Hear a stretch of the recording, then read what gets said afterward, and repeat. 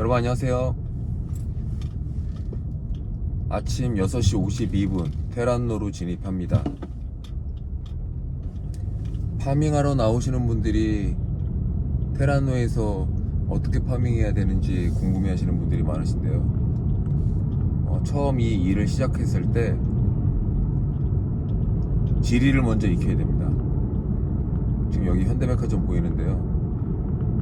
연상기법과 한국인 특유의 암기법을 활용해서 처음에 지리를 익히셔야죠. 이 횡단보도 건너서 첫 번째 우리은행 있는 건물 K타워, 그 옆에 오피스텔 짓고 있죠. 보미건설에서.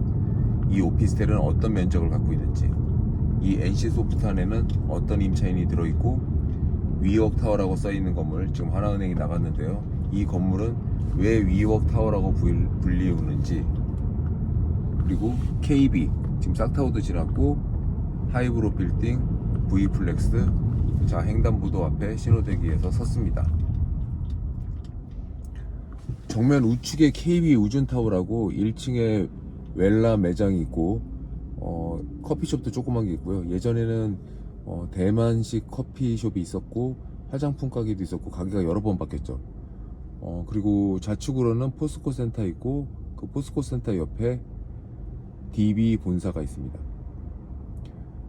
이렇게 건물 하나하나를 걸어오면서 그 건물의 특징, 1층에 어떤 임차인이 있는지, 2층부터 꼭대기층까지는 층별로 어떤 임차인이 몇 평을 사용하고 있는지, 그 건물의 특장점, 주차장 진입이라든지 자주식 주차인지 기계식 주차인지, 이런 특이점들을 파악해 나가고, 건물의 외장은 화강석으로 되어 있는지 커튼홀 유리로 되어 있는지, 연식은 얼마나 되는지, 이런 것들을 눈여겨보면서 1차적으로 지리를 익히면서 말 그대로 산책처럼 하시고요.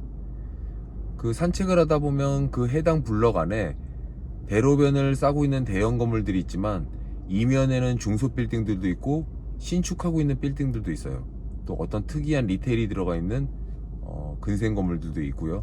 그러면 그 각각의 특장점들을 파악해 나가면서 대로변에서 골목 사이, 골목과 골목이 교차하는 꼭지점, 이런 곳들에서 어떤 특징들을 익혀나가다 보면 나중에는 그 블록 전체에서 내 머릿속에 입체 지도가 펼쳐지게 됩니다. 그렇게 펼쳐진 입체 지도를 바탕으로 영역을 넓혀 나가는 거고요. 특히 그 중에 신축 건물이 있을 경우에는 그 신축 건물을 그냥 지나치면 안 돼요. 누가 어떤 용도로 짓고 있는지, 언제 준공되는지, 만약에 준공일자가 5, 6개월 정도 남아있는 건물이라고 하면 전속을 준 업체는 있는지, 만약에 전속 업체가 없다고 하면 내가 전속 임대 대행사로 제한할 수는 없는지, 경우에 따라서 자산관리로 제한할 수는 없는지, 이런 다양한 부분들을 생각하시면서 실제 그냥 부동산 이슈를 일으키지 않고 돌아다니면 단순 산책이 되기 때문에, 파밍이라는 단어를 사용할 거면 그 해당 블럭 지역, 저희가 영업하고 있는 그 영업 바운더리 안에서, 농장지라고 할 수 있죠. 그 영업 바운더리 안에서 부동산 이슈가 있는 것들을 다 찾아내서, 공실 정보들은 건물한테 얼마의 그 공실이 몇 평이 나와 있는지를 확인해서 회사 정보에 등록도 하시고, 다른 사람들이 내 파밍 지역 안에서 등록해 놓은 물건이 있는지, 또 우리 회사에서 등록해 놓은 물건이 아니라고 하면 타사에서는 누가 그 지역에서 열심히 활동을 하고 있고 물건을 올리고 있는지, 네이버라든지 이런 포털에 물건이 올라져 있는 것들이 실매물인지 실임대 정보인지, 제대로 이런 부분들을 파악해 나가면서 범위를 좁혀 나가는 거예요.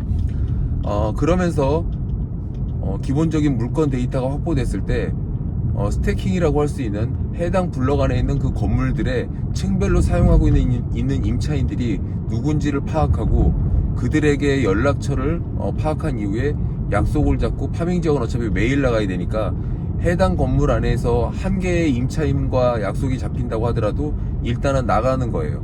나가서 해당 임차인을 만나고 그 건물을 파악하고, 공실이 있으면 관리소장님이나 건물주를 만나고 전속 제한을 하고, 이런 루틴한 일련의 과정들을 통해 가지고 매물에 대한 전속권, 이사할 임차인을 찾는 그런 부분들이 병행되면서 나중에 그것들이 풍부하게 쌓여서 매칭이 되면 내 블럭 내에서 계약이 나오는 겁니다. 단순한 프로세스라고 할 수 있는데 루틴하게 매일 해야 돼요. 그래서 실제 지금 저희 회사에서도 10명 조금 안 되시는 분들이 20일간의 몰입이라고 해서 6월 말까지 하루에 20명에서 많게는 한 팀을 이룬 2명이 40명을 넘는 고객들을 방문하고 있는데, 20일 정도 그렇게 방문해서 고객이 몇백 명이 쌓이게 되면 쌓이고 있는 그 와중에 A급과 B급, C급, D급으로 나눠서 당장 진행할 수 있는 A급은 매일 아침마다 터치하고 그들이 원하는 정보와 약속을 계속 잡음으로 인해서 계약까지 이뤄내야 되는 겁니다.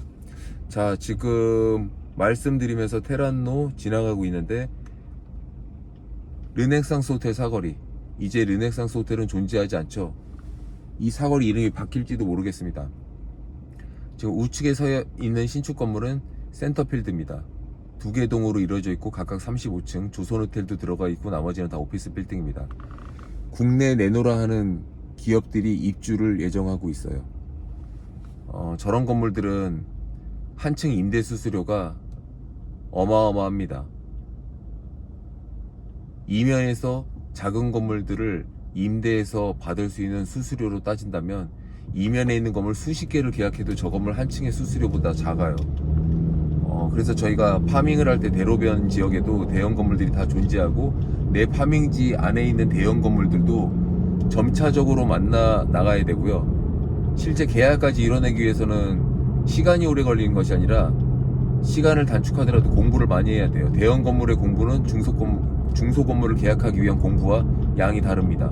그래서 철저하게 공부하고 그 와중에 놀 수는 없잖아요. 이면에 있는 건물들 새로 시작하신 분들 공실과 매매를 하면서 본인의 생활비라고 할 수 있는 수익을 창출하면서 2달, 때로는 그 단기 기간이 짧아지면서 대로변에 있는 대형 건물에 대한 계약들도 이제 할 수 있는 능력을 갖출 수 있도록 그렇게 노력하시면서 올 연말까지 보낼 수 있도록 하셨으면 좋겠습니다. 신입 직원들한테 드리고 싶은 말씀이었습니다. 이상 마치겠습니다.